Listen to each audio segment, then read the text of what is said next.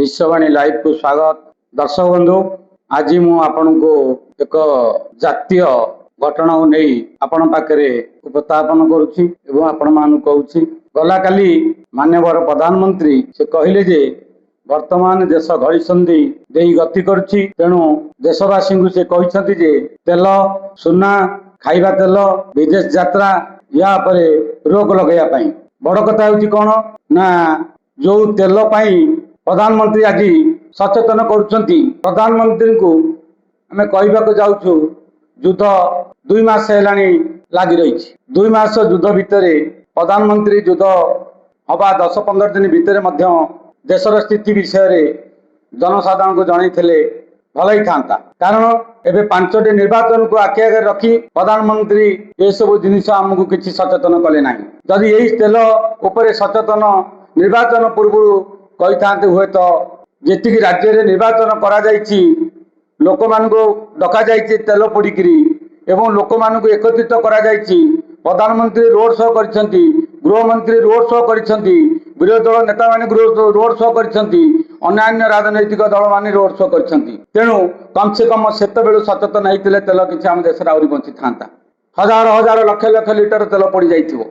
आम जदि से सचेतन नकरी कहते जे आपण मैंने तेल जिते कम पाइबा। आज्ञा मध्यवित्त परिवार लोक मैंने कई अधिक तेल देश में सारू ना।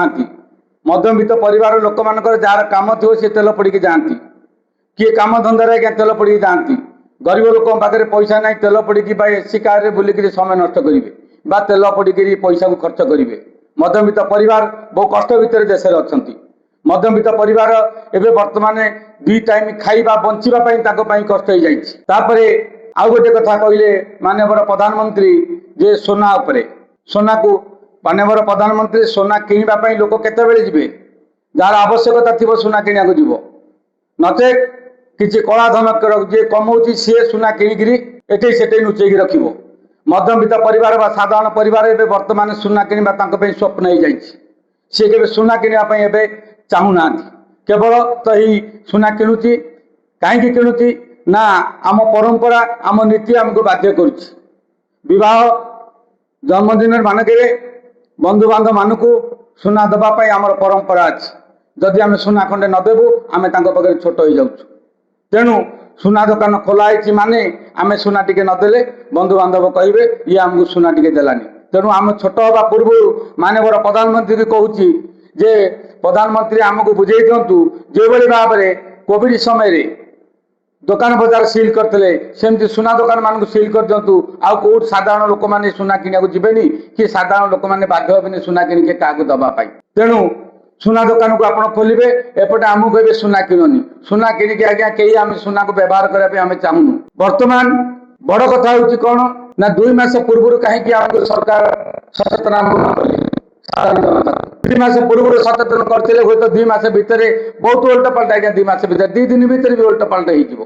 प्रधानमंत्री जो भाव में कहते आमर 1992, 93, 95 समय जो भाव में देशर आर्थिक संकट आसीला बोधे आम देश को से संकट माड़ी आसूँ। नचे प्रधानमंत्री आज आमको एत बड़ कथा कहवाक जाई न आमको एति सचेतन कर आमको सचेतन कर। ठीक अच्छे आम प्रधानमंत्री कथा मानिक आम सचेतनशील हबू, किंतु आम परंपरा आम कौन कहूँ। कि गरीब लोक टे कौन कर, गरीब लोक टे तेल कि कि ना, तेल टे गाड़ी में पकईकि काम धंदा करने जीव कि ना, कि तार कौन भल मंद करने गाड़ी टे रखी। तेणु गाड़ी टे कौन कर जो छोट मोट गाड़ी खंडे किए रखी से तो पुणी गाड़ी यूज कर। आउ रहा कौन जो मैंने एसी लगे रास्ता गाड़ी में बुलती से आज्ञा गरीब मध्यवित्त परिवार नुह से बड़ लोक से कर। गरीब लोक मध्यवित्त परिवार गाड़ी लगे कई बुलूना कि एसी दौना। तेणु माननीय प्रधानमंत्री जो आर्थिक स्थिति नहीं आम मान कहले बोधे या आगुरी विरोधी दल मैंने आमको भी आगु को तोफान आसबार अच्छी, आर्थिक अवस्था संकट आसबार अच्छी। या तो बोधे विरोधी दल नेता श्रीमान राहुल गांधी सी आगुरी सचेतन कर बोधे कथा सत्य होगा जाऊँगी।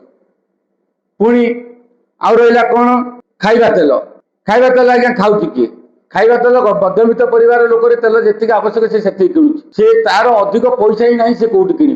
तेणु आम मान को बंचा कहले तथापि आम प्रधानमंत्री कथा को सम्मान दबा, सम्मान दे आम कार्य करवा।